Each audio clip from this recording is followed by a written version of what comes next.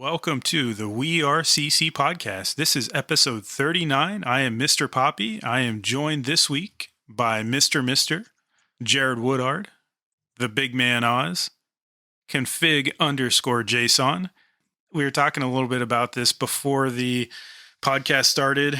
Unprecedented times, a lot going on in crypto markets, in the macro picture, in just general drama.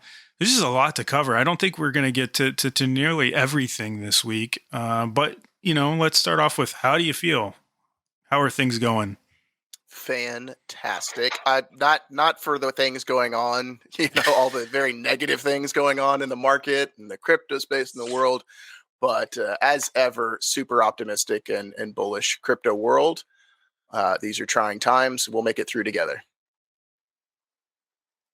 Yeah, I'm right on the same page as Jared there.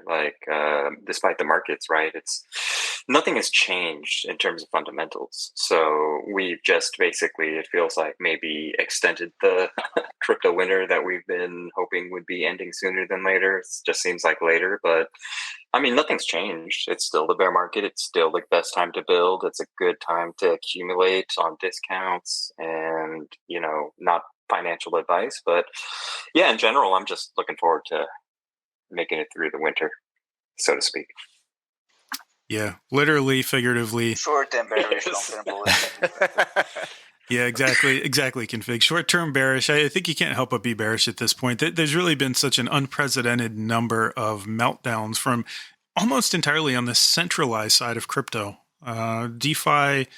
DeFi's really, really outperformed, in my opinion. I always say with the one caveat, which is too many DeFi projects, protocols don't put enough investment and faith in security audits.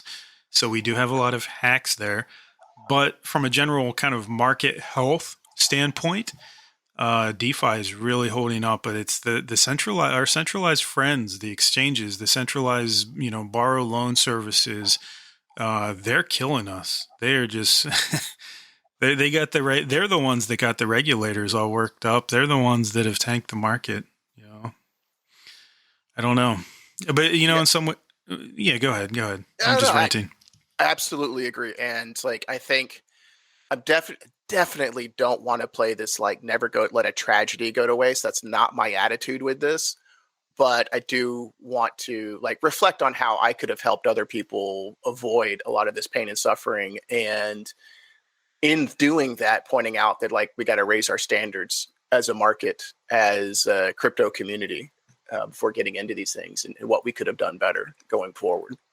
I've been thinking about that a little bit, Jared, and I tend to agree with you with raising standards. I think, the thing of it is, though, it's the community first approach that I think kind of made it easier for this to happen, right? Because despite all the scams, despite all the rugs out there and, the smart contract risk potentially in DeFi, right? It's been a lot of really tight-knit communities. And that, I think that sentiment kind of set the stage to make it easier to trust folks, right? And trust that somebody else was doing that due diligence and deep, right? Yeah. And I think maybe it's a combination of raising standards, but also doing it in a community first way. Hey, we seem to have lost that cliche of trust but verify. Yes, right? It's just trust. Let's bring that back. On that, I want to emphasize, and I've been ever since I worked at Coinbase and within these big institutions and places, I've harped on and just beat the drum up of this principle. Look, no, we need to emphasize the individual user's responsibility. And they're like, oh, but that might scare people away. It's an onboarding headache, or it can scare people from onboarding. It's do you think this FTX fallout helps with onboarding for crypto? So pay me now or pay me later. I wouldn't dismiss it as entirely wrong, because I do think that is the case, right? Having those onboarding hurdles in front of folks could hamper adoption. It could hamper engagement. But I think, there's, and we've said this before on the podcast, right? Where the space has grown faster than the infrastructure and the tooling and onboarding tooling and wallet custody infrastructure. I really disagree there, because you're in for it's the principle of crypto, like your individual responsibility. And any institution or organization that's not putting that first and forward has helped contribute to this fallout and this happening, because we onboard people into this risky environment and don't get them set up with the truth and the reality of the situation. Well, And I totally would you be get, okay like, with let's not make it. onboarding institutions and not having the run up to 65K on BTC? Because that was all made possible by seamless on ramps, right? And Okay, off ramps. what if, and this is like a hypothetical world, who knows? But what if instead of it's this big run up to 65K or whatever, it's this gradual, it's a slower up to like 35K, but we're still at 25K today or something like that, without these huge like fallouts and, Madoff size headlines. Yeah, no, that's fair. I guess that's just kind of. I think we're essentially arguing the same thing. It's just what the tolerance is for scaling, right, versus the risk of centralization. Um, but there's got to be the sweet spot, right? Because you've got to scale. I agree. We absolutely, yes, we can make that a more pleasant experience. But at some point, we have to get the information across to people like, hey, we can build the best keys, the best lock, the best vault. If you hand your keys over to a bad actor, there's absolutely nothing we can do about it. And so you have to be ready to, at some point, take responsibility for your funds. Yes, we want to make smooth, easy peasy, onboarding experiences. I absolutely agree. But part of that mission has to be, adopting people into like the principles of crypto. But so many centralized exchanges and solutions take advantage of of not doing that, essentially. Yeah, speaking, Yeah. I mean, kind of a nice segue to taking control, taking ownership, taking a more active participation in your investments in the space. The top performing coin from the past week is ApeCoin. When you look at the 7-day charts in the top 100, for the top 100, I'm sure that there's some meme coin, shit coin that randomly pumped. Actually, no, one did. I forget what that one was. There's a couple low liquidity coins out there over the past week that have been getting randomly pumped and dumped. And it only takes a second to look it up and figure it out. I looked up one. It had like 100 holders only. 97% of the coin was owned by only them, and it was trending because it had just gone up like 100%. And I started seeing it trending on Twitter. It really only took me 5 seconds to see that was a pump and dump. So please do your research, guys, girls, everyone. In this market, low liquidity, it is easy to pull off a pump and dump, and they're going to happen. And so you're going to see random just pumps out of nowhere. Don't FOMO in.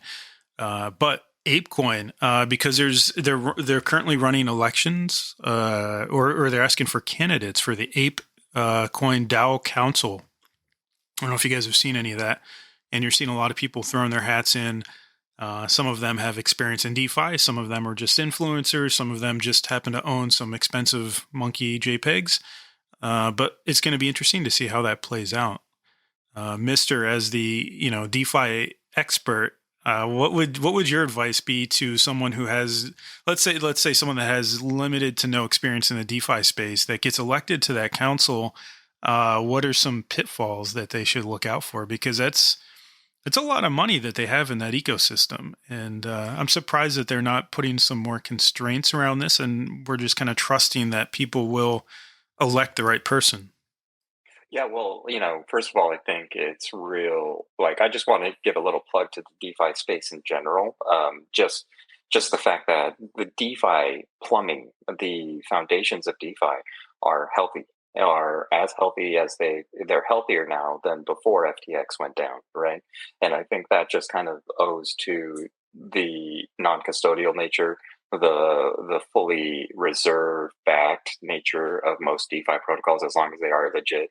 And really what the fall of FTX I think represents is maybe that painful learning moment, right? For a lot of folks that really sucks, but it is that learning moment of, you want to make sure that you custody your own assets, right?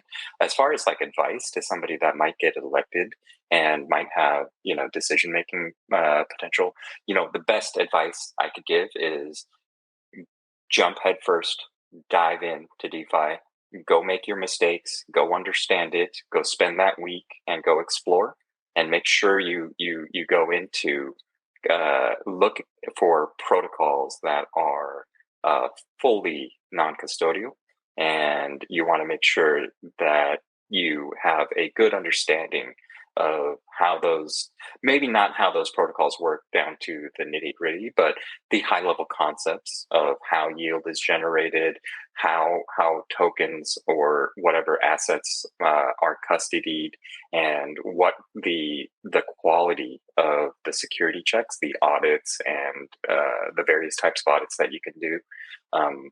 That that would be kind of my high level advice for somebody new into DeFi. But I think it's okay. I think that's great. I think it's great to see that we're potentially getting a new wave of users that may not have ever been exposed to DeFi to really engage. And in this case, somebody that's not too well versed in it, it will force them. That is a forcing function. They will have to take that time to really educate, or hopefully they'll take the time to educate themselves and then spread that word, right?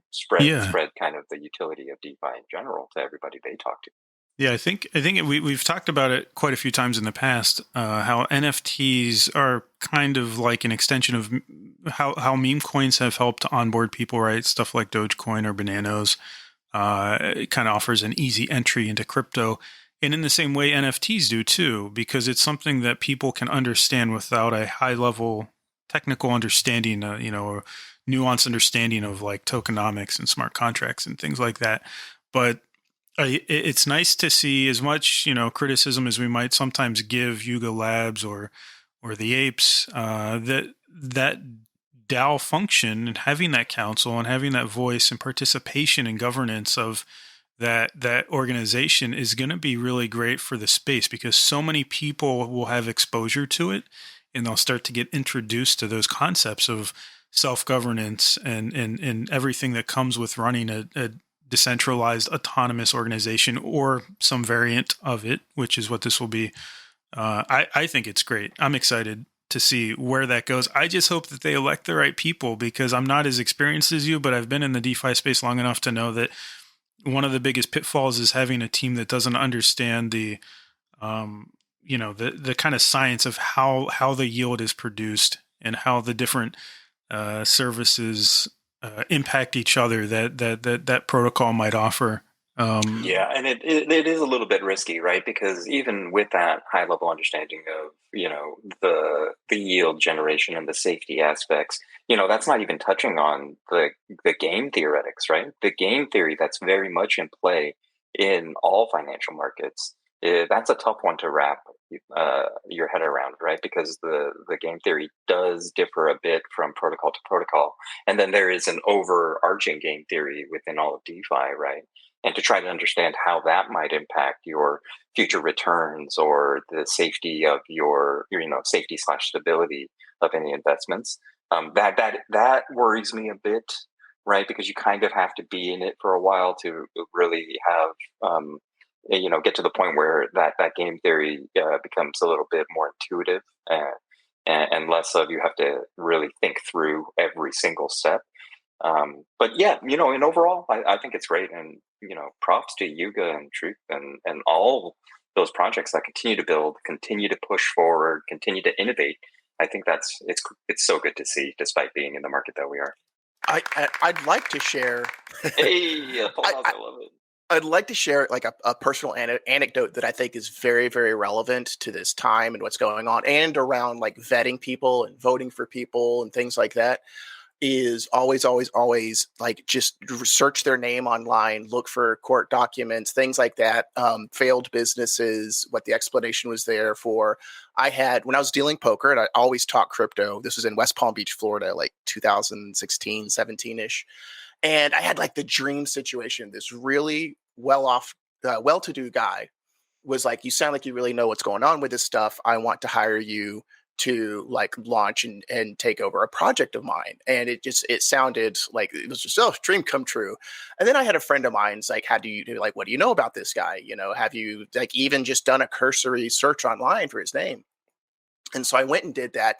Dude had like insurance fraud, felony situations with like having guns and like had scratched off the serial number and like drug related crimes. Like, I mean, like pharmacy drug related crimes, not like on the street. Like he had ran a pharmacy and did some shady things. Anyways, long story short, I elected not to do business with that guy. And I was really, really glad. All it took was like 10 minutes of a search online. And yeah, I'm like, no, thank you. You know, so please, please, please look up the names and past and history of people. And if you don't know their name or they've changed their name, put that in the red flag column, in my opinion. Yeah, I wouldn't. Yeah, I would say you don't have to rule it out. There are several very notable and successful projects in this space that have anon or pseudo-anonymous or partially anonymous teams, but it is a little bit of extra comfort if you do know the person and you can look them up on LinkedIn or whatever. Yeah. And Well, see, I'm not saying reject an anonymity, but the more an anonymity there, I'd be like, okay, cool. That increases my transaction cost and more, risk I have to take. So therefore, you need to be like, I want to see some of your money on chain at risk. I want some way to hold you accountable because I can't do it with your public identity. It's and like if you're smart and if you're anonymous, you planned for that. Yeah, it's kind of like a balance. You're balancing the pros and cons across different categories, and so that may be a con in one. But then if they have really great roadmap and audits and things like that, then that might be a plus. Well, and depending on the scale of what you're doing, being anonymous and having been competent and planned for that and planned for my concerns as a potential participant, being anonymous can be in the good category. If you've done all these diligent things, it's like, okay, well, now you're less likely to be attacked by a nation state, or at least it's harder to, in my opinion. Yeah, so I gotta give a shout out. When you look at the top 10 movers for the past week, gotta give a shout out to Litecoin. I know a lot of people will call it a boomer coin, and it's certainly been around. It's very long in the teeth. It's been around a long time. It's basically a lightweight Bitcoin, but it's number two, almost number one for the past week. It's grown over the past 7 days, 9.5%. It's gone up, and it has the highest trade volume in the past 24 hours out of anything in the top 10 movers. Wow, by far, like far more. So is this a deep bear market sign that illiquid stuff is pumping? So that's my opinion, at least. Some illiquid stuff is. I don't know that I would put Litecoin in that. I mean, Litecoin still has a almost $4.5 billion market cap. It's doing better than most, but there's certainly some low liquid coins moving, and perhaps some of these in the top 10. And then also some, I think you're seeing kind of a reaction to the meltdown of centralized services, just like Ledger confirmed that they had the record highest number of sells ever after FTX meltdown. But also exchanges like GMX and Uniswap are seeing a ton of new users. Now Uniswap's token, I don't think has responded as well as GMX because GMX is one that offers leverage. But I would be careful investing in those, expecting a more of a long-term trend, because right now the general trend for the foreseeable future appears to be neutral to bearish. So I wouldn't get too attached to those unless you're building a long-term position and you feel good about a long-term position in those. Yeah. By the way, I just switched to GMX for trading. It's simple. I don't know. I just like it. Yeah, I don't remember if that was one of my tried. I don't think I did, but the problem I've had with some of these exchanges is because I'm in the US, they won't let me use them. Do you know has anyone here tried GMX on the US side? No. We'll put that on the list to do. Or if anyone in the comments, let us know if you've tried it out. Because the problem is if that doesn't work, for a lot of people in the US, if they can't get to some of these exchanges, then they have to go the VPN route or just not really trade leverage in any meaningful way. And, I'm not going to say you should use VPNs or you shouldn't. That's up to you if you want to skirt, potential laws there. But, it'd be nice to have something that we could use on the decentralized side.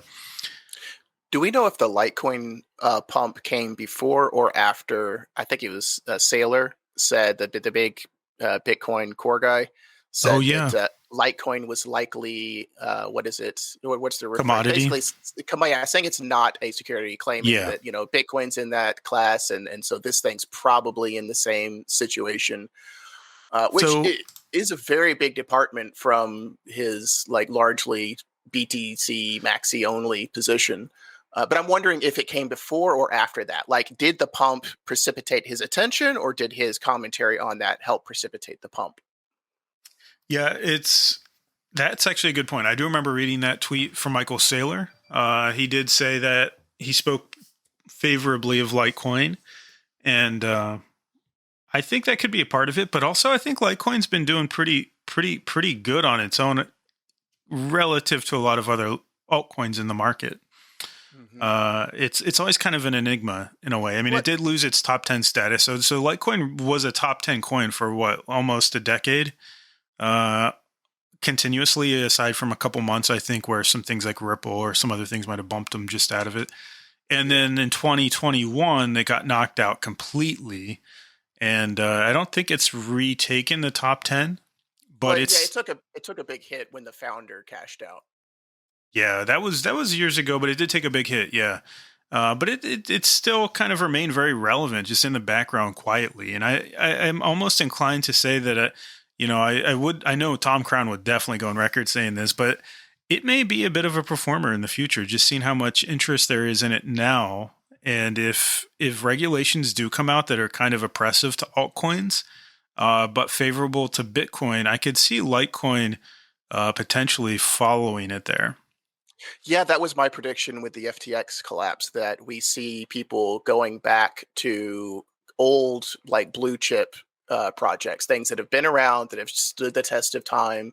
So you could see Zcash, Monero, those kinds of anything that was here, in 2013, 2014, and has survived and done well, or at least not, had these big problems since then. I could see those being decent plays in the long run. Yeah, that's actually really good non-financial advice. Looking at things that have that longevity in the market that may have avoided all the drama that came with the 2016, 17 ICO hype. Stuff like Litecoin might follow Bitcoin along there. I think that's my biggest worry too with regulation is I don't know how. We just don't know where it's going to fall in that spectrum of heavy-handed, light-handed, favoring Bitcoin, not. I know the Bitcoin lobby seems to be a big proponent recently this year, and maybe last year too, I guess, of trying to distinguish between Bitcoin and crypto, and that Bitcoin is not crypto, which at face value sounds really dumb. But you get what they're saying. They're trying to really distinguish between the two, and and they kind of have a pretty strong voice in U.S. lobbying. And my worry is that they will be able to push a more unified front than, say, altcoin market, or even I guess everything's gonna have to rally behind ETH, and they'll push for something that hurts altcoins. Yeah. That's part of my worry, and any of my close to Bitcoin maxi friends, I bring it up to them all the time, and I'm like, you better go police your people, because this can be very bad. If Bitcoin becomes anti-crypto, then it becomes the enemy of the principle. Claiming that if it's in bed with the state, cryptos, we're here. As far as I'm concerned, we're here for the separation of money and state. And if Bitcoin is employing that, or the larger Bitcoin community gets corrupted and taken over to become that, that's a problem. And I think they lose heart and mind share, and they pay for it in the long term, but maybe not the short term. Yeah, Yeah, and I know there's a range of sentiment. There are people that are completely fine with whatever kind of regulatory path we go, and then there's all the way to cypherpunks. And I, yeah, I mean, there's a right way and wrong way to do this, but cozying up to the government needlessly trying to splinter the crypto community just feels very anti like crypto, anti Web3 to me. But And hasn't that ship already sailed though? I think we're on the railroad tracks, right? We're headed into massive regulation at this point. Oh yeah. I don't know how much you can do to fight that, but for me, I don't it know. looks like that ship has sailed.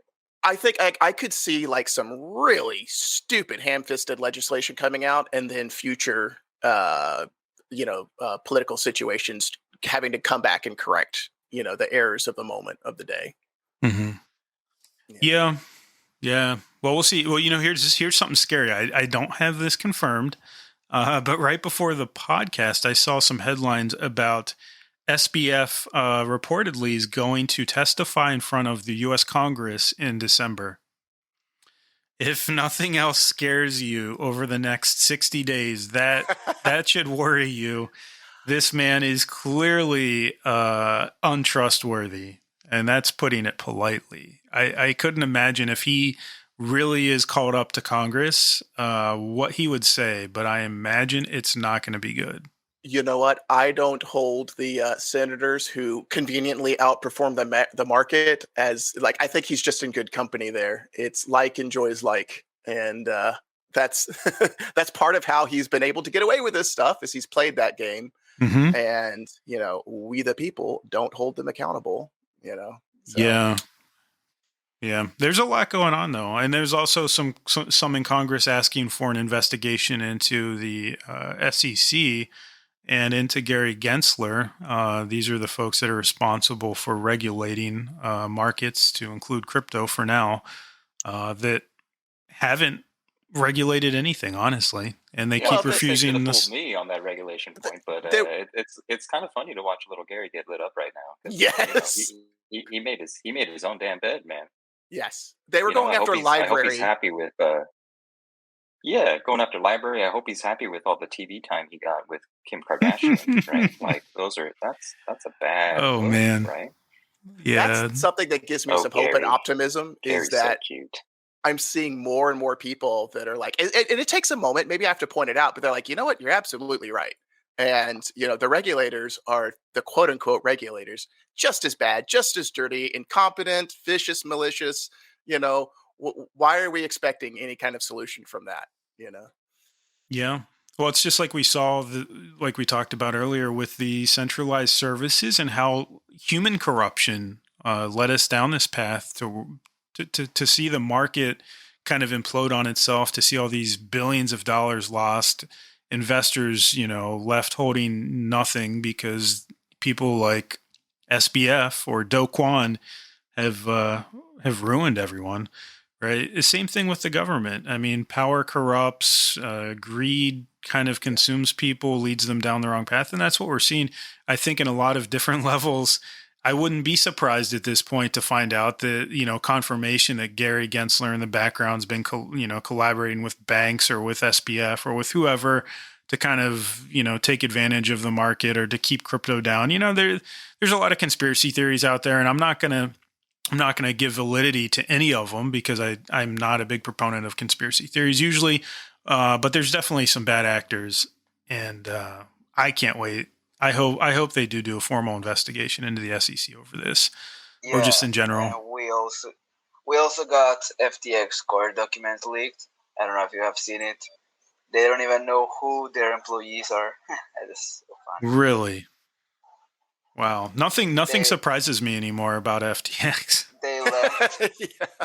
They lent billions to SBF, Well, I do feel bad for some of the employees because I read that a lot of them were encouraged to keep their savings in FTX. You get paid by us. We're a one-stop shop. It's, get rid of your bank. That's rough. Well, not just that, not just the employees, right? But all the protocols that they invested in. So the terms included a lot of the time the requirement to actually put that treasury, the protocol's treasury, into FTX. That's crazy. So we're still seeing the fallout from that, and I think it's not over yet. Right? They said over 200 projects in the space are probably either going to be shut down, bankrupt, or otherwise just out of funds because it was all locked up on FTX. Some got lucky. For example, Yuga Labs apparently kept a large sum of money on FTX, but a couple days before this all kind of broke out, they pulled their funds out. That's what I'm told, at least, right? I don't know that I've seen anything in writing, but I also haven't taken the time to really dig into it. So a few folks got lucky like that, but yeah. Yeah, so let's pause on the FTX. I'm sure we're going to end up back on it in a few minutes anyways. But looking at the top 10 NFTs over the past week. So speaking of Yuga, the top 4 most traded NFTs from the past week were all Yuga Labs. Almost no surprise there. And honestly, the top 10 is not really much to note. It feels like it's kind of static. It's a lot of the projects you've been seeing. There has been some interesting mints recently. I don't know if you guys have seen the one that caught my eye, and this is just based on the art. Actually, there's 2 I'm going to mention. One is Cellmates, which is kind of like this retro cartoony type of artwork. I thought it was really cute. But it's like half an ETH on the second. It just minted today. It's like half an ETH today. I don't know if I'm ready to pull that kind of trigger. And then the other one is, I don't know if any of you guys are horror fans, but there is a famous Japanese horror artist, and I can't remember the name. I'm going to look it up. I bet you guys have seen his artwork, but they minted. Now I can't pull it up. They minted some of his artwork onto ETH. Probably this. This isn't the Azuki project, is it? No, though I do know you suddenly became very interested in Azuki. Azuki is one of the top performers over the past week as well. It's the anime-inspired artwork that has done extremely well for itself over the past year, but it also had all that drama where its founder had rugged a few projects before to include pretending to be a woman for one of them. So a lot of drama that they've kind of pushed through because I'll admit the community is really strong for Azuki, and the artwork is pretty cool. So, sorry, not trying to throw you off. This is a horror NFT project. Oh yeah. So the artist, you'll recognize it. The artist is I'll probably say this wrong, but Junji Ito. He's a Japanese horror manga artist. Now this one's from Tomy, and it's about, anyways, it's really interesting horror artwork. So I'm not saying buy this for an investment, but to me, it just stands out when I see interesting things like this, where I see like a Web 2 intellectual property, a traditional intellectual property come to crypto, and it actually has a decent floor. I think it was on like 0.1 ETH to get one. They're not revealing until a few days from now, but yeah, I'll send you guys some artwork. You can check it out. And yeah. But yeah, other than that, it's been kind of quiet on the NFT space. You got the ape vote for the Ape DAO Council. So I hope anyone that is voting in that take a few minutes to actually educate yourself on who you're voting for. This matters because it's your investment, and the people, if they manage this DAO correctly, these people that are elected to it will have the influence to make some sort of decisions that impact your money. So choose wisely. Get interested. Yeah. All right, let's see. So next up, we are going to go through some of the trending topics on Reddit from the past week. As surprises no one, half of them are related to FTX. So let's bounce past those for now. We talked about the regulation stuff earlier, but what does make me a little bit nervous is, and we kind of referred to it, is that potential for a knee-jerk reaction. Joe Biden president of the U.S., is leading a critical, in quotes, critical call for game-changing global Bitcoin and crypto rules after the shocking FTX collapse. This is not what we want to see when a boomer of a president suddenly becomes interested in crypto, and not in a good way. Well, and who has, money in his pocket of the supposed bad actor. Can we emphasize that? Come on, people, can we think about that? Wait, Joe Biden invested in FTX? No. FTX paid off. I think has several, like in 2020, donated to his campaign. Oh yeah, they donated. Yeah, but they donated to a bunch of different people too. But you're right. Well, I mean, the whole political monster is pretty, as far as I'm concerned. So it's like, yeah, these quote unquote regulators. Mm-hmm. Yeah, I think what was it? SBF was just behind Soros and greatest donations. Like, come on, folks, let's emphasize that. Yeah. It just makes me nervous, mostly because I'm not being ageist. I'm just being more of a technologist. I understand someone of his advanced age is probably not very technically savvy for the most part. Some exceptions. There are, people that created, the internet in that age bracket, but I'm sure Joe Biden's not one of them. And, you got to worry when someone like that suddenly like, I don't know if I like Bitcoin anymore. Well, I mean, I think, his age aside, I think it's clear.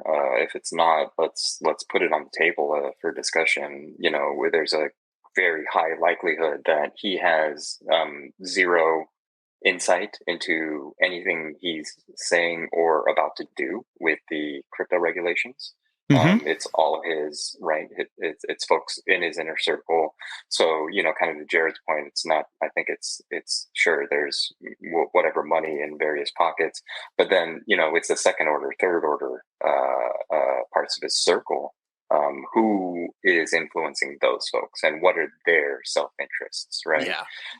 But here, like that's kind of why I say I think the regulation train has left the station. So I think, at this point, there's less of a chance of success to really kind of demonize, for whatever our perspectives might be on regulation, if we have to work within that space. The completely trying to demonize them, I think what that's doing is deepening that divide. It's bifurcating investment asset classes as essentially fiat and crypto. And I think tribalism is something that we've seen within crypto, and we've talked about that many times on this podcast. Tribalism is just not healthy, right? And for all the maxis out there that might be flaming me on DMs, sorry. I do think that it's working against the common good for the space, but there is also the tribalism between fiat and crypto, right?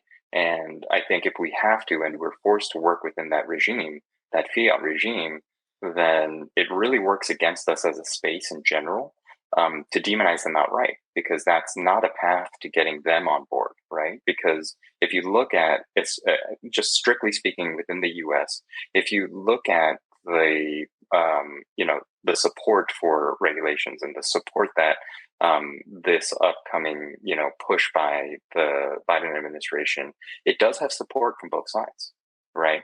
And so the folks that are within those two parties that are championing crypto and trying to push back against various things, they are fighting the good fight. And how do we support them, and how do we lean into that, right? Yeah. Because by demonizing them just categorically, I think will harm the space more than do good. No, right? I So agree. how do we operate within that framework? That's a big question right now.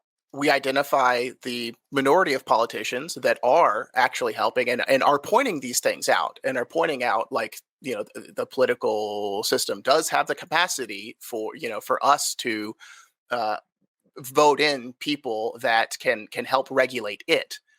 So you've got. So how do you? So you had someone like Bruce how do you Hinton. scale that message though?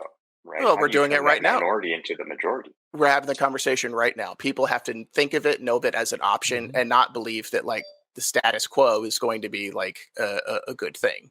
Well, yeah, sure. But I mean, as much reach as we might have on this podcast, which thank you to the community, shout out, like our reach is growing every time we do this. So mad love to everybody.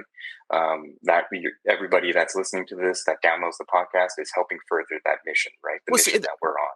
But that's But the I thing. think, It's the political beast, and it's slow. And if we want to be able to touch 4 years from now, we have to start today. yes, I totally agree. But from where I sit, I think the focus needs to be on how do we do this, right? Given the tools at our disposal, rather than I think the common narrative has been abandon all tools. Let's build our new tools, right? I think that ship has sailed. We had that opportunity as a space, and we squandered that precious time. And we no longer have those tools. So now we're given these tools that are going to be within this regulatory framework. And how do we use that, right? And I'll just put this out there. Yeah, sorry. I don't think voting works. That's my thing. I think the system is fundamentally broken because you will get crowded out. As much reach as we could possibly generate here, the dollars, the special interests that are entrenched in politics in the U.S. is what I'm talking about specifically. But I think that happens around the world, right? If I'm not mistaken. But those entrenched interests will outvoice you, right? And so how do you do that? And I'm just going to put it on the table. Maybe we're getting a little bit too political, but we need some massive reform. Campaign finance reform might be where it starts, right? So those special interest dollars can't crowd you out. But we've been society's been talking about campaign finance reform for decades, and it's not in it's not in their interest. Probably not likely going to happen. But I'm just as much with you that voting doesn't work. It's not the best use of my time. There's ways I can contribute towards the greater good with my time, but there's folks out there that still enjoy it, still want to do it, and I want to bring the arguments to them to help out, for what they're doing, and so just pointing these things out. And look, let someone in Congress point this out to them. Eventually, say, look, why is the SEC operating this way? Why do we even have it? We had Bruce Fenton, who was running for senator in New Hampshire, outright saying and he's worked in Wall Street for 2 decades and was part of the Bitcoin Foundation, been in crypto since day one. And he was like, I would absolutely get behind getting rid of the SEC or having this absolutely radical reform, to it. But I would counter that. How many people know that name now, right? Like who knows Bruce Fenton and his message? I would say not very many, right? So sure, he just I think it's a conflict of ideology and the reality on the ground, right? And we've had the luxury these past couple of years of playing fully in the clouds, right? Our heads in the clouds. We're fully on an ideological slant and belief that we can build something. We can build the framework to actualize that ideology. I fear that we have squandered that precious time where ideology reigns. And now we're just going to have to be a little bit more realistic. No, I absolutely disagree with that. I think these last couple of years we've been in the number go up game, and that's what's been dominating the space and the conversation and the attention. And now is an opportunity to actually get back to not ideology, to actual principles. From first, sure. Will the space be able to weather it long enough to get? Hey, I like what Eric Voorhees tweeted. He said, "This is where we're headed. We're not asking for permission. That's crypto. Where you can come with us or not." Yeah, my concern is, look, we got so much attention from the banking cartel, right? And I can tell you firsthand experience just how many conversations I've had with bankers at various conferences, right?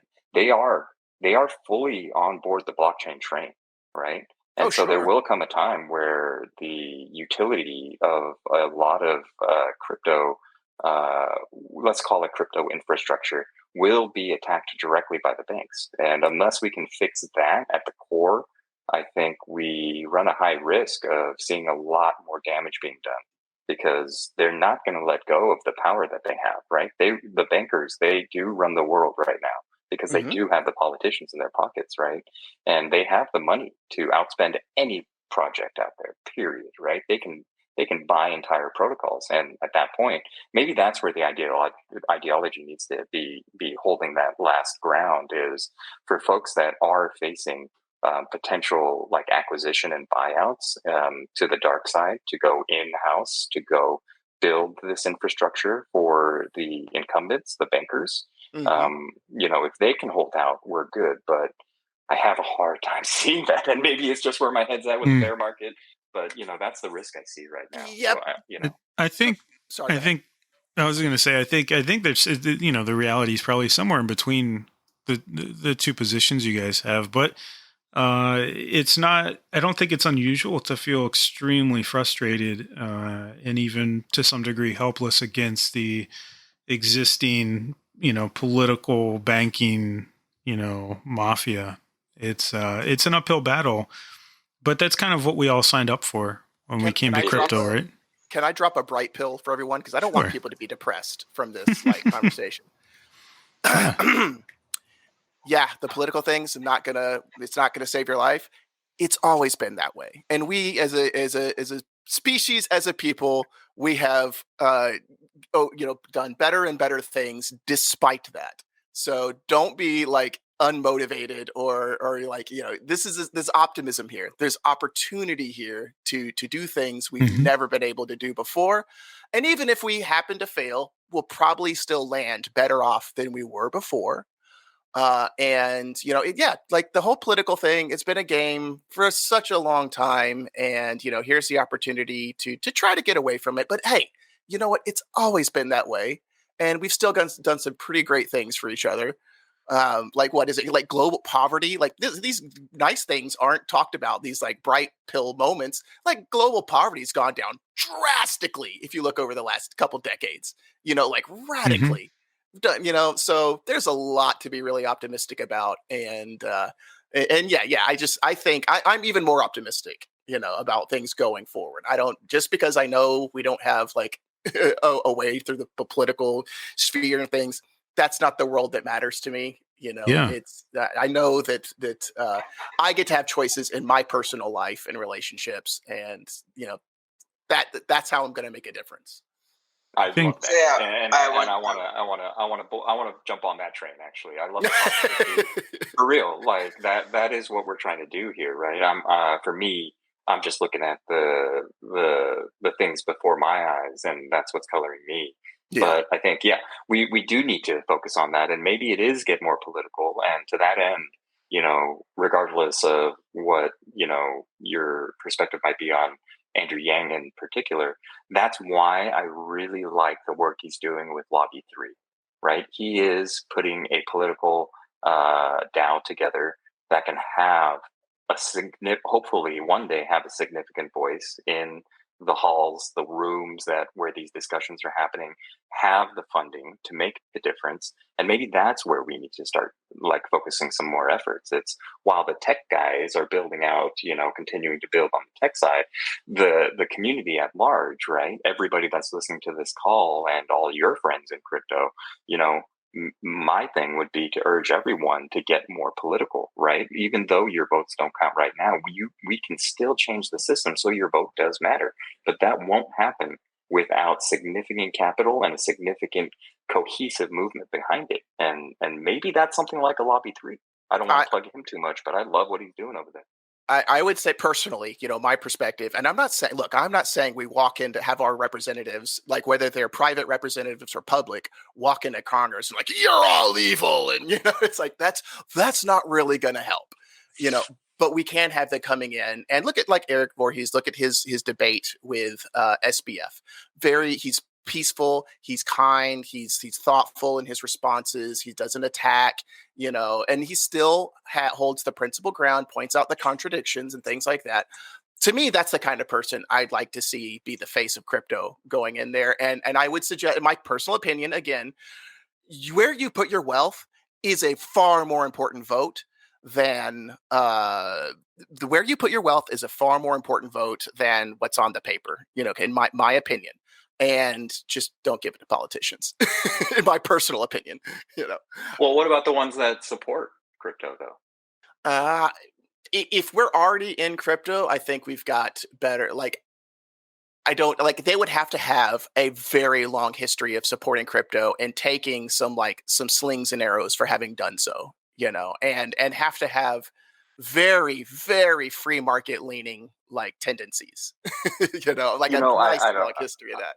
Yeah, no, I respect your opinion. I think we're allowed to disagree, but I gotta disagree with that, man. Because to give up the couple footholds that we might have within the system that really we have no option but to live within, I think we should But be supporting them, and they do need to increase their voice, yeah, right? but see, what's What going if to get Bruce us a Fenton better? became a household name, and his message was sent to everyone that has a vote, right?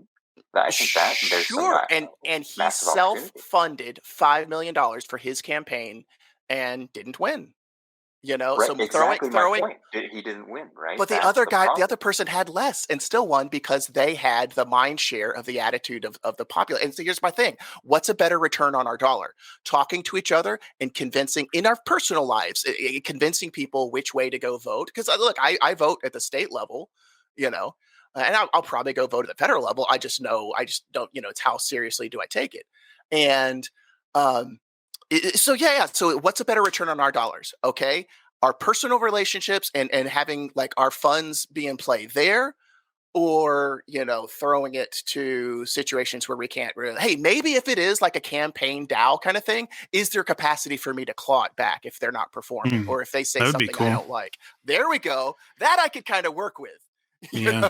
Yeah, Dow's as a function of, just general politics might at some point come into their own. I Right, mean, that would be an Yeah, and improvement over. there's plenty of precedent for clawing back, dissolving a Dow and clawing back the capital that's Mhm. left, right? yeah, And let me and I hold the Yeah. think that could politician definitely work. accountable. Oh, you said you're going to do this, you didn't do it, here's my funding coming away.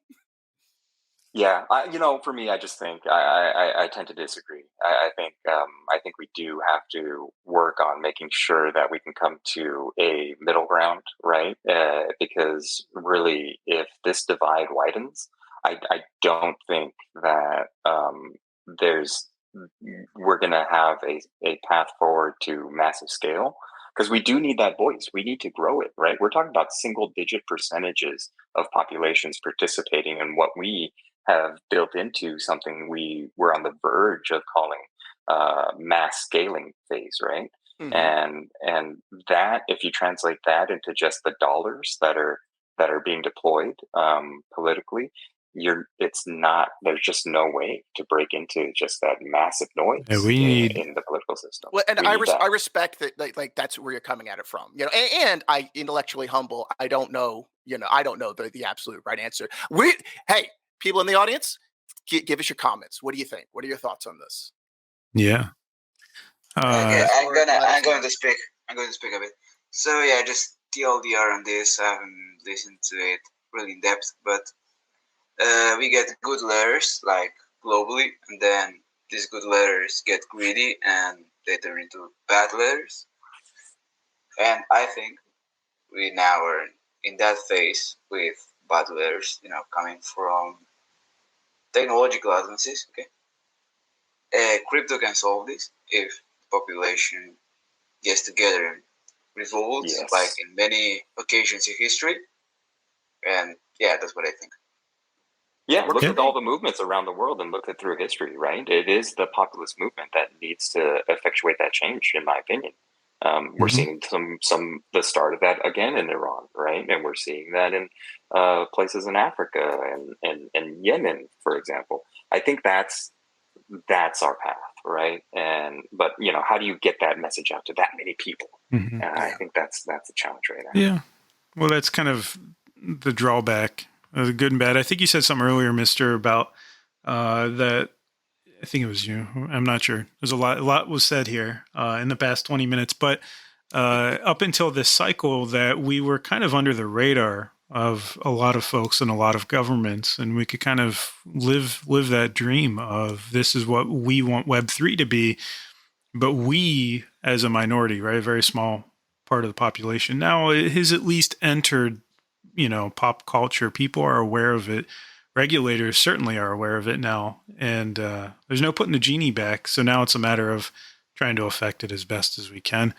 Um, but we're at the top of the hour, so maybe it's time for a little bit of Q&A. And while I'm doing the Q&A, I saw a funny comment I got to share. So someone writing about Grayscale. So for those who don't know, Grayscale still is, I believe, the largest holder of Bitcoin in the world. They have come under scrutiny recently because they didn't want to share proof of reserves. They didn't want to share more information on all the Bitcoin that they hold, and that's why their product, the GBTC, is down like 50+% against actual Bitcoin. So I saw someone post a meme, and it's called the Grayscale Bitcoin Trust. So they renamed it the Grayscale Bitcoin Trust Me Bro. That's awesome. That was good. That's what it feels like. Admit. I was like, of all the times for Grayscale to because their excuse was for security reasons, we don't want to share the data. I'm like, okay, if you're the largest holder of Bitcoin in the world and you're looking to launch an ETF and your security is not good enough to tolerate people on a transparent blockchain knowing where and how much Bitcoin you have, I don't know that I want to invest in you, right? I don't know that I'm going to ever pick up any Grayscale products because of that. Now, I did see today, I need to verify it, that Coinbase confirmed they have most or all of those Bitcoins under their control. But I haven't. At the same time, Coinbase is not providing proof of reserves, unlike other exchanges. So, yeah, it's a bit shady. Yeah. This is the time to really scrutinize things, and it's hard to say. It's hard to know who to trust anymore on the centralized side.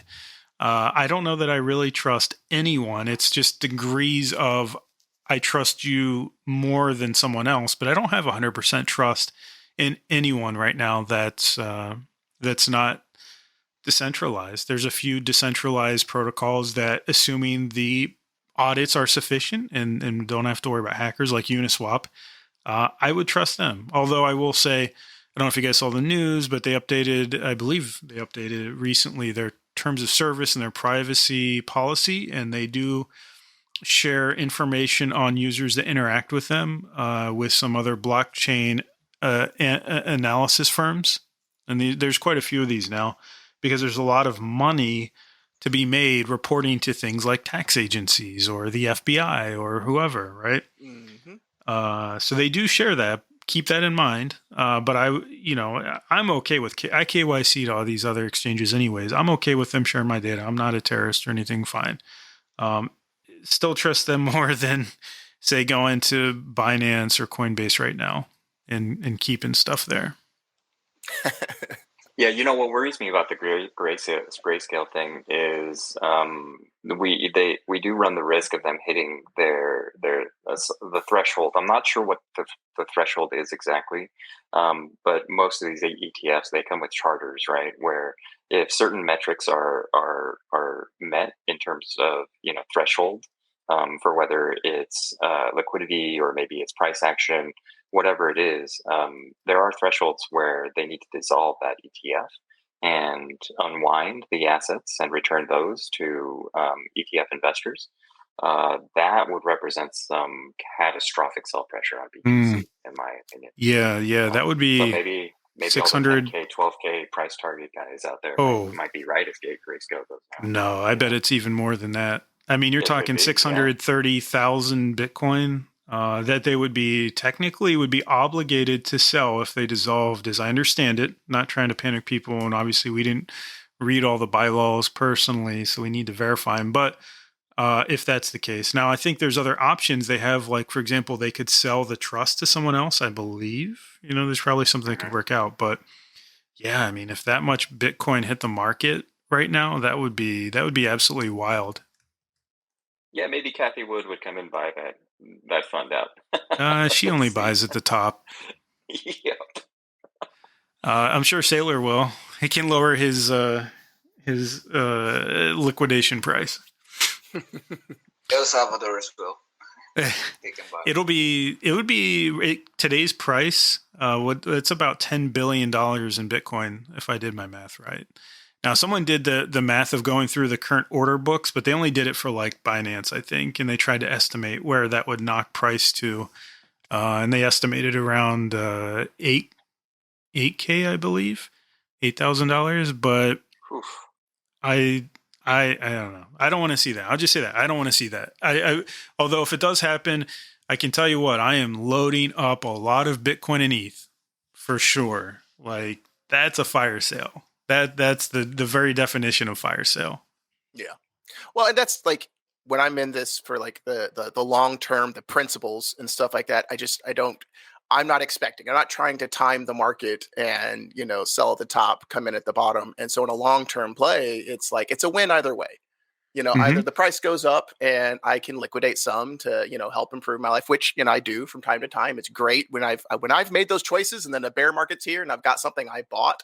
It really helps. But then, or the price goes down. Like I remember the last big like bear market for me was 2014. And I had been buying all the way in, and then Bitcoin's down to like 300, I think 150 in that time period, 2014, 2015. And I tell you what, in the years after that, I was so glad I was still buying at that time, Mm-hmm. Yeah. That's what I keep saying to everyone. I'm like, okay, the market's a little bit sad. It's down a ton. The news, everything's a little bit scary. But these prices, a year ago, if you told me I could buy at these prices, I would have aped my life savings in. Now I'm being more cautious because that's the responsible thing to do. There's a lot going on right now. There's a lot of reasons not to just ape in everything. And I did see a few big accounts say they aped in like 17, 18K. And they're like, I'm not worried if this is the bottom or not. And to a degree, I kind of agree with that. But also, I had a feeling, and all of us, we talked about it. We had a feeling at some point, based on the news and where things were going, that it was going to go down, and it's continued to go down a little. But from a DCA perspective, I am very happy. I'm extremely happy right now. This is a lot of fun to buy right now. I can get a lot more for my money. I also occasionally can pick up some NFTs, and I can pay a lot less. So if you're an NFT person like me, it's fun. I just hope you're not a Solana NFT person because Solana is not looking good, man. I would be careful about taking long-term positions on Solana NFTs, but that's me. I mean, I could be wrong, but I would probably recommend going to ETH Layer 2s or Tezos or Ethereum Layer 1. I just think they're healthier ecosystems right now. Agreed. So Yeah. I'm gonna repeat my ideas. So basically, we're stuck in a range. At least a small range. We're below 16K right now. Fundamentally, the contagion of FTX can go way further. So there's like a lot of possibility to keep going down. And technically, same thing. Like 12K, like most of my TA pointing to that point. VWAPs and POCs and all that stuff we discussed in previous episodes. Yeah. I'm not buying now. I'm buying in a range. Like when the range consolidates and you just get the bottom part of it. If that ends up being the bottom, then you're good. Yeah. If it's not, you just DCA. I think the thing that might make your TA target come to be reality might be this damn FTX hacker that's just dumping his ETH. That's massive sell pressure going on right now. You can see on the charts, literally, like when he starts to sell a tranche. It's amazing. Yeah. In a bad way, not amazing in a good way. Best days of my life when that FTX hacker dumped his Bitcoin. Amazing. Best day ever. I would DCA right now if I had, I've got some funds coming in. That's what I plan on doing. And as far as it could come up from here. I have no idea. It could go down to 6. It could go down to 3. It all depends on the way things play out. I know that I don't know, but I know in the long run where I'm at, and that's what's important for me. I mean, I'm DCAing as well, so. Yeah. Just not on time, but on price. Well, and look, it really, really helps when I set realistic expectations. If I buy right now expecting that it's going to be, 50K or 100K in 6 months or a year, something like that, then I'm really setting myself up. It's an unrealistic expectation to be able to know that, in the moment. And I'm just setting myself up for disappointment. If I'm like, hey, I know I'm holding this for the long term, up or down, I'm in it, you know? That's the key. That's what makes this part of the cycle great. Because when that bull cycle comes back in some form, and I know, we've been through this before. Other bear markets, we've been through this part of the cycle. I mean, it's peak fear, peak, apathy, peak everything. And no matter what kind of regulation comes out, they're not going to just completely kill the space.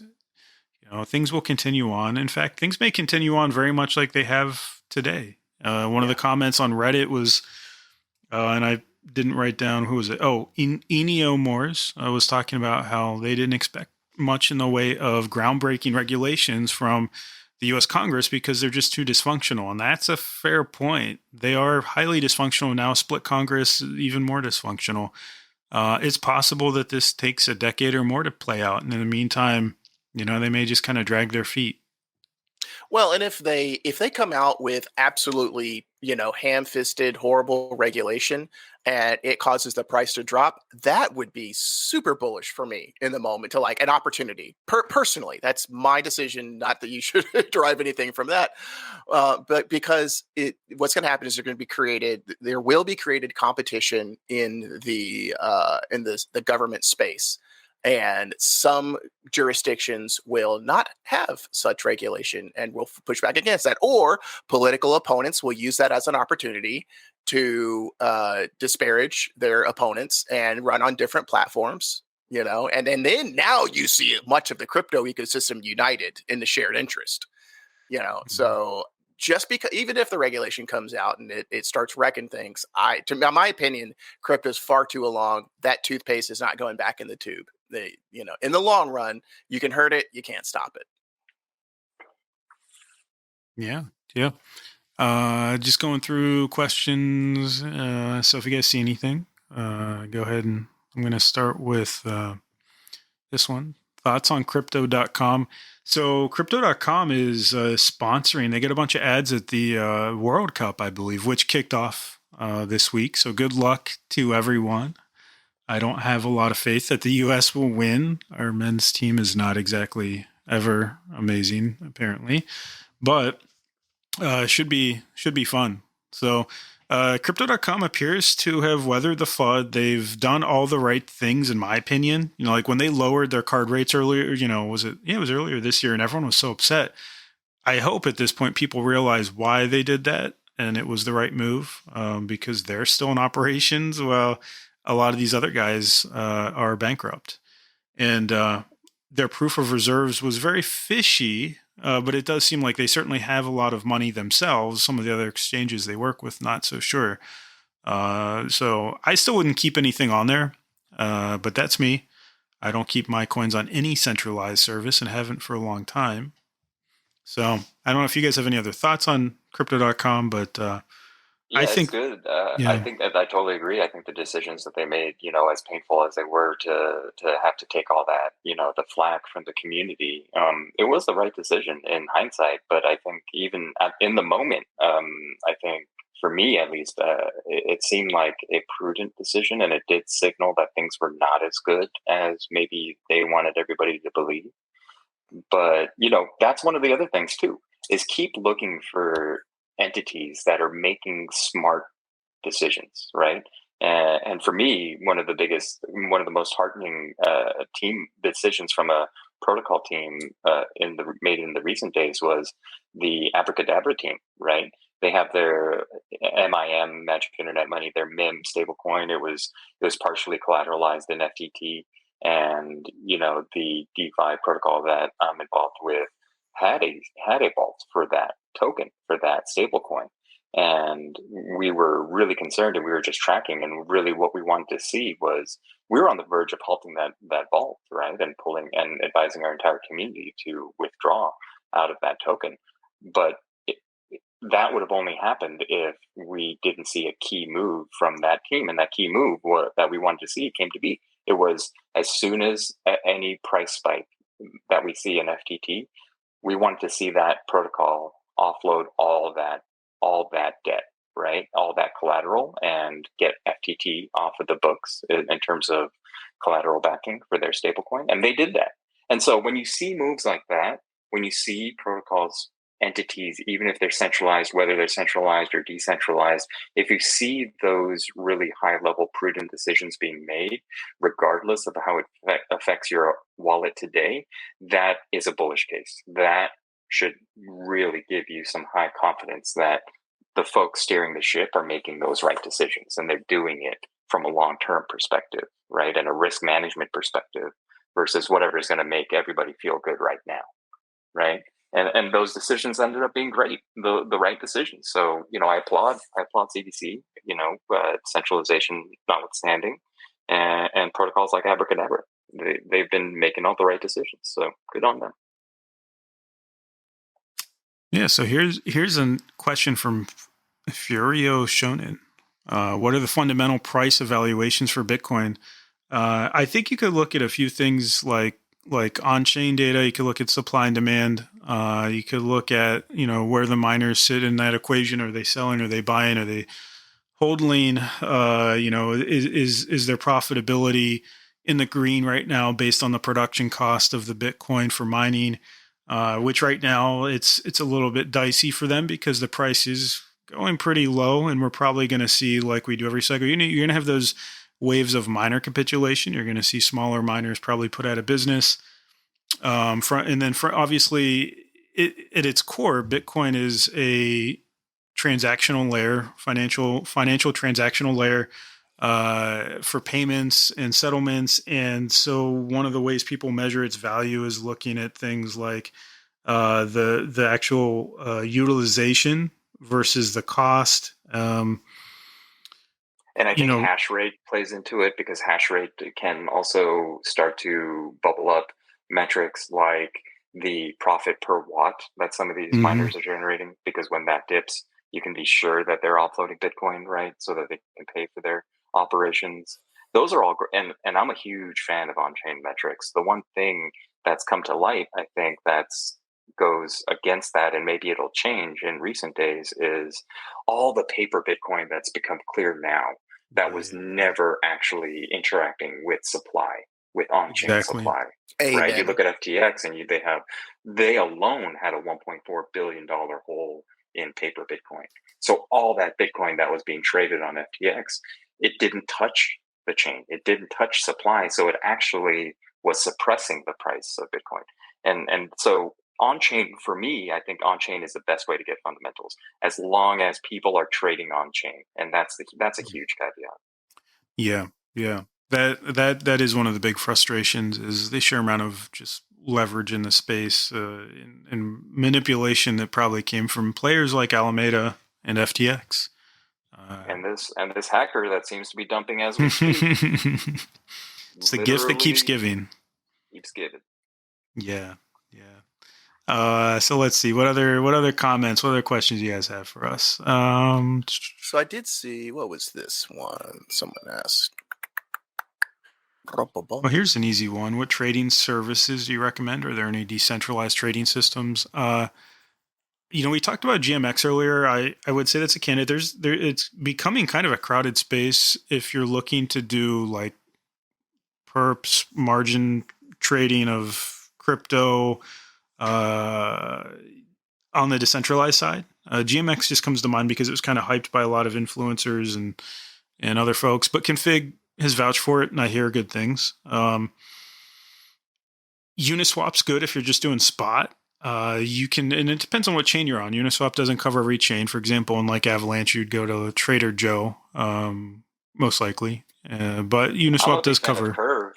Curve's on a lot of chains, a lot of L1s, L2s, right? Their swap fees are better than Uniswap. I think there's a little bit more of a hurdle to use Curve, right? It's not as easy as Uniswap, so there's that. But I'm a fan of Curve. At least they've finally updated their UI. It's better. Yeah, they did. Yeah, good for them. It only took years.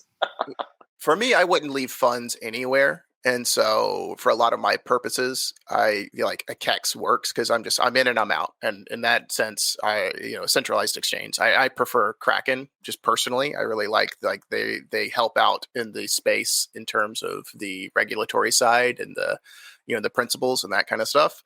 As far as decentralized exchanges, it would be the same thing. If I'm going to use that, I'm in and I'm out.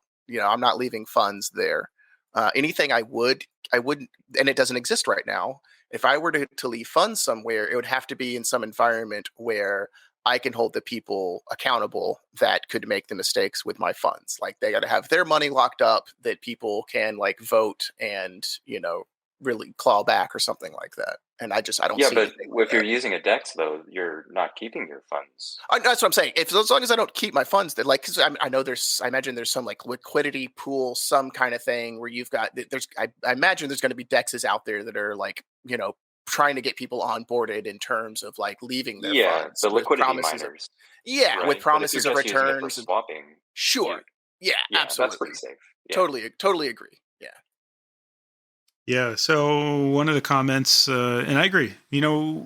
There's actually quite a few, probably more than we can go over in an hour, of really fantastic tools on the decentralized side, the decentralized apps that you find in Web3 and crypto. So many cool things you can do, even beyond just trading. Maybe we can put together a little bit of like a post for Reddit just to cover some of the ones we think are fun to use and useful. Someone was asking comments on the Bitcoin price action because it's been dumping. Yeah, they've been some decently heavy sell volume candles. It's from yesterday, I think we've dropped about 7%. I don't think that's. I mean, I don't think it's over. I mean, It's not. It's not organic. I mean, it is organic from a sentiment perspective, but Mhm. from a structure, from a market structure perspective, whatever structure's left, the Bitcoin price is certainly, in my opinion, following all the moves on ETH. If you lay the charts side by side, Yeah. Bitcoin is surprisingly resilient to these dumps. But when ETH dumps, right, the ripple effect, the reverberations between all these different protocols and all the different players that have various positions, like the leverage, that's going to affect the Bitcoin price for sure. But at this point, Bitcoin is following ETH. So if you want any sort of signal or idea of where Bitcoin is going, in my opinion, a good place to look right now, I think, is ETH. And the hackers' wallets when he finally And see runs how out of much was stuff to left, sell. right? Well, Yes. but then we don't know what he's going to do with the Bitcoin. That's the part that kills me. I'm like, okay, so he's going to build a big position in Bitcoin, but he's still got to find a way to exit with that as well. Right. Or So then maybe it'll flip. It'll become BTC price action leading the ETH chart. he could just have massive shorts open, and he's just going to keep doing that. Just sending that Bitcoin ETH back and forth. Like this guy could be the evil, super villain of crypto. Or maybe it's Yes. Gary Gensler's just really mad. His master plan. yeah. I did see there was something you were bringing up about Gensler. Not Gensler. I was Madoff with this situation. The similarity between SBF and Bernie Madoff, yeah. I think there's a lot of parallels, and a lot of journalists are starting to bring up the similarities. And Bernie ended up in jail for life, and maybe that's the same kind of destiny we have for SBF. I think it's very fair to compare the two. Absolutely. Like how many people have ended their life because of this, or just their lives are destroyed or incredibly harmed in some way? A lot of people flee to crypto not because they're like, I'm going to big money time. I'm making. Some people like run to it as a last resort, and they need their crypto. And now, given they shouldn't be throwing it on somewhere like FTX, but maybe they don't know, and they're just a fish following the stream of Yeah. everyone else. Not to put them down, but like they've got enough life troubles. They don't have time to do homework about every little thing and what they're what they're Sure. getting involved in. And so you hurt that many people, like that is, I mean, we're talking about millions and millions of people that can be drastically negatively affected by this, and that needs a reckoning. You know, at the Yeah. very least, we can in public say that was wrong to do. That was evil. Like you hurt that many people. There's not a level of oops or accident. That was we just do that. We can call evil evil. unless you're Yeah, like, yeah. I think there's definitely a case to be made for him spending time in jail. And the one thing that I see all the time on these days on crypto Twitter is, why isn't he in jail yet, right? And I think that's definitely a high likelihood, and it's an eventuality in that way. But this is all new, right? So there's still plenty of time to put that guy in jail. So all those folks on crypto Twitter are like, why is Sam not in jail yet? Just wait. Let's wait for the fallout. Right? I agree with you. Justice trying slowly. I would be surprised if he didn't, Me do too. time, and I wouldn't shed a tear over it. But I mean, first place my goes into how come he's not already in cuffs is just like how much in bed he is, I mean, Bernie wasn't in cuffs right away, right?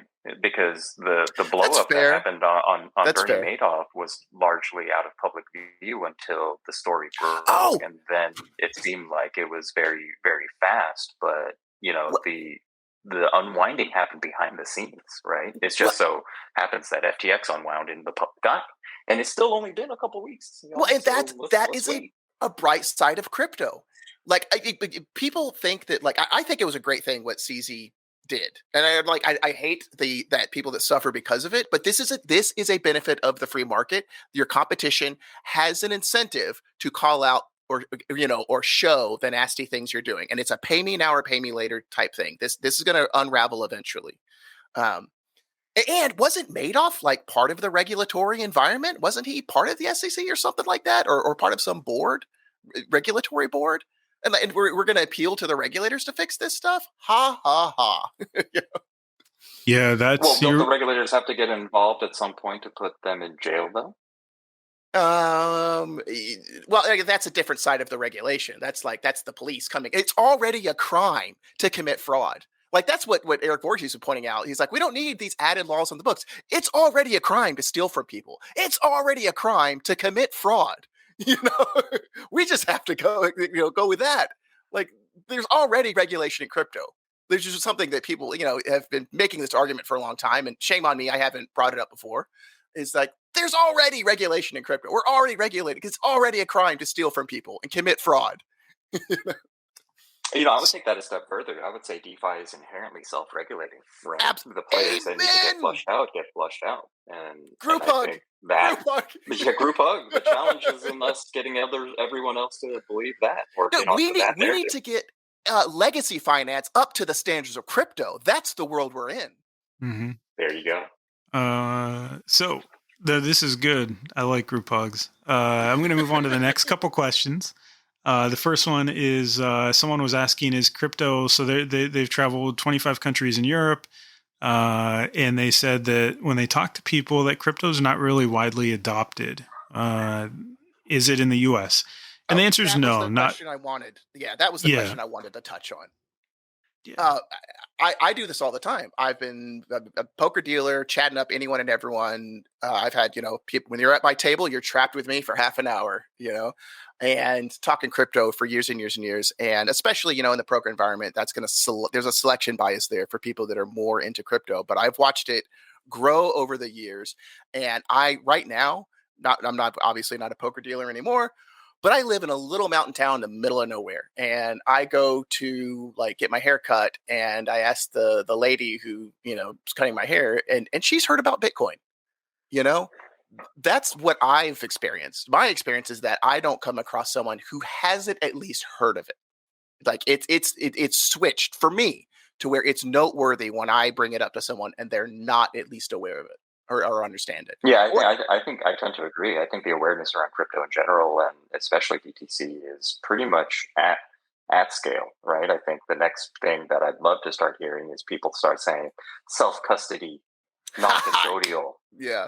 Right? My keys. Once that grandma at your poker table starts talking about MetaMask or whatever non-custodial wallet comes in the future, that is going to be a huge, huge win. Yep. So the next question is, can I connect? Actually, no. First, they're asking what a good wallet is, and then someone asked if they can connect their ledger to a smartphone. So, to the first question, if you don't have a hardware wallet like Ledger, you can use something like MetaMask, Coinbase Wallet, or Trust Wallet. I think those are all fine choices. Do your research and decide which one you like. And it also depends on your chain. For example, some software wallets don't work as well with other chains. Like you're coming from the Tezos space, Jared. I use I think I use Temple for that in non. I gotta say, like Give and Temple is a great product. They've got a mobile app out.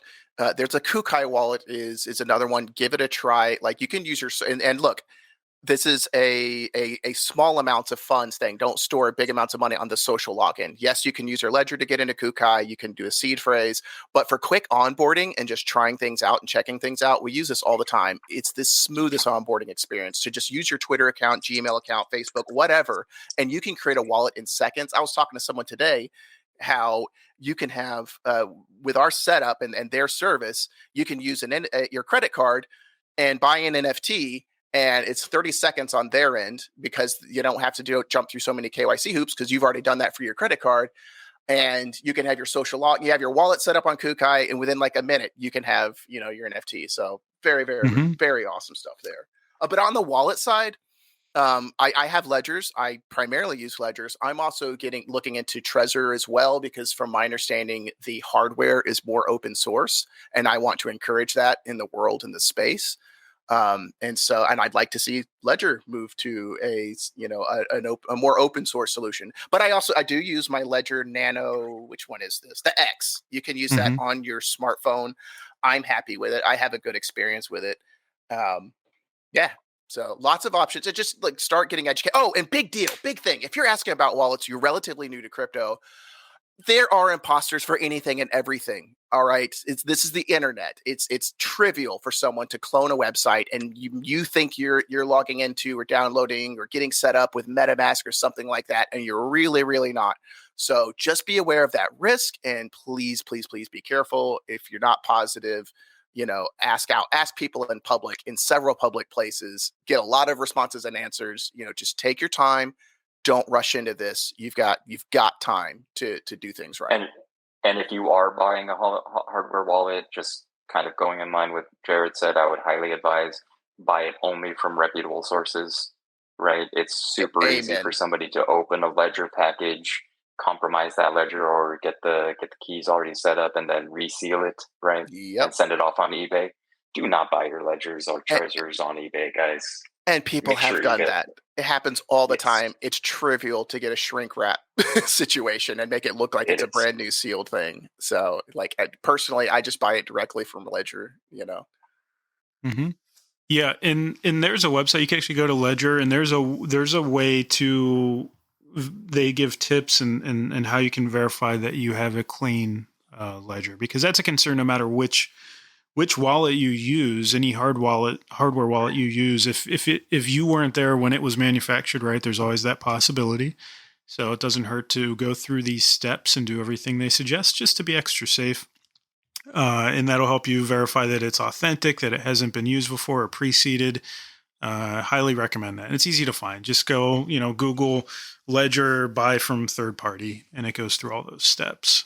So I bought mine from Best Buy. I didn't have any issues with it, but that doesn't mean that you don't get one that is. At least at the one here, they were behind a lock case as well, and they weren't used also. But nice. Well, and I think ostensibly Ledger has some process when you log into their software UX side that checks the legitimacy of the ledger. That's great. I don't know personally how perfect that is or isn't, but the really bit of low hanging fruit here is that know that your seed phrase is something you will generate on your own, on the spot. You can destroy it and regenerate a new one as many times as you want. But no one will ever give you or issue you a seed phrase. That is something you create when you set your wallet up. Yeah. Don't share with anyone except for me if you want. I'll be your backup. Wow. Send it all to pappy.eth. Yeah. Looking through, I think we might be through all the questions here. I'm sure there's more, but we're kind of running out of time here. It's been a really long podcast stream. I'll say the comment I liked from Firo here that said that they haven't touched crypto since like the 56K range, and they recently started to buy back in, and it's the most bullish they've been since 2019, and very nice. Like it. That's the attitude to bring to this. I mean, you want to buy now and then have those dreams of what it's going to be like in the next bull market when you know that you bought near the bottom. You're not going to nail the perfect bottom, near the bottom, and you rode it all the way back up. It's going to feel good. So, is Bitcoin too big to fail? Ooh, is a final question. I don't my opinion, absolutely. And when I say Bitcoin, I'm going like broad term crypto. Yeah, I think to a degree. Yeah. And to a degree, certainly. Are we talking about too big in terms of market cap? Are we talking about mind share? How many people are knowing about it, or certainly that hold it? I think on some of those metrics, I do think Bitcoin is too big to fail. And I think in that way, the past few years and this run up that we've had, we should all be proud of ourselves. We've accomplished that mission of turning Bitcoin to be something that is too big to fail now. It is too entrenched.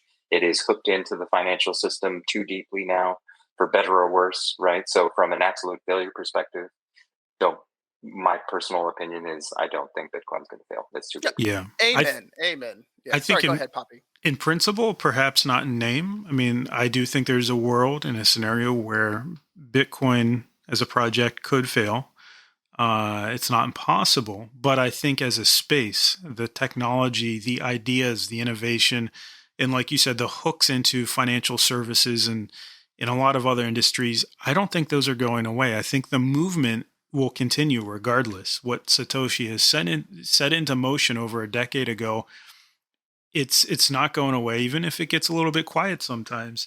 Planting that seed of individual sovereignty, financial sovereignty, is an idea that resonates with a lot of people in an era of some of the greatest financial inequality ever in history, or at least in modern history. I don't see any way that would go away. Yeah, totally. And I think that's a great thing, right? Because I think in the early days of this podcast, I remember we were talking about like what that worst case of success looks like, right? In terms of DeFi, at least for me personally, I think the worst case that could come out of making people aware of just how you can be sovereign on your own wealth, how you can generate wealth on your existing wealth, without having gatekeepers say you don't have enough wealth to do that. I believe we've accomplished that mission, because look at the way banks are acting now. They are starting up their own exchanges. They're integrating blockchain technologies. But hey, look at the rates, right? A lot of the rates, the interest rates that they're offering now, they've been forced because of everything that DeFi and CeFi did to deliver more value back to their customers in terms of just the dollars that you earn on interest.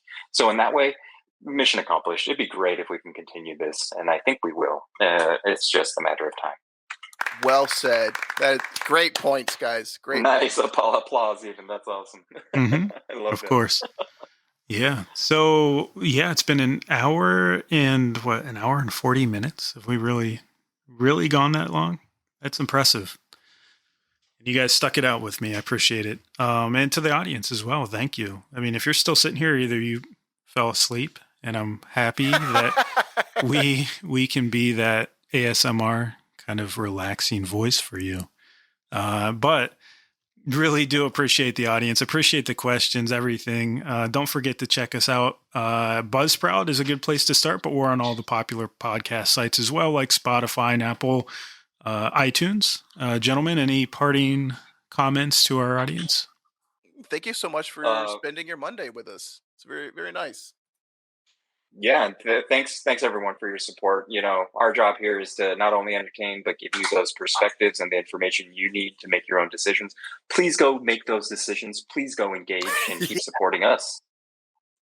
And yeah, please give us some feedback too. We want to grow the show. We want to get better and better, and we need to know what you like, what you don't like, all that good stuff. We're not the government. We care about we have to earn your love and trust. So give us some feedback. We want to make you happy. We'll work for Bitcoin. Will work for Bitcoin, yes. Or moons. All right. Well, appreciate it, everyone. Hope you have if you're in the US, I hope you have a very nice Thanksgiving. Eat lots and lots of turkey for me.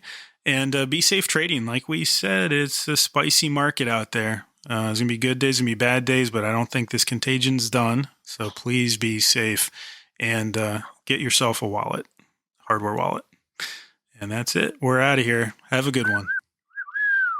Later, everybody. Love ya. Happy Thanksgiving.